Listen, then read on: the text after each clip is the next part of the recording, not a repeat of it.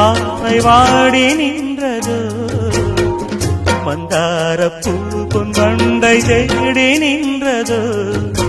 சுகபோதையில் இந்த சுபவேளையில்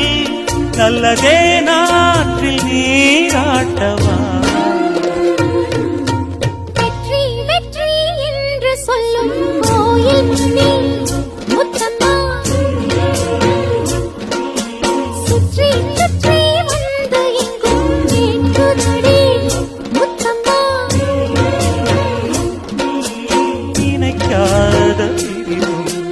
நிலைக்காமல் விலகும் இது நெடுங்கால பயணம் பயணம்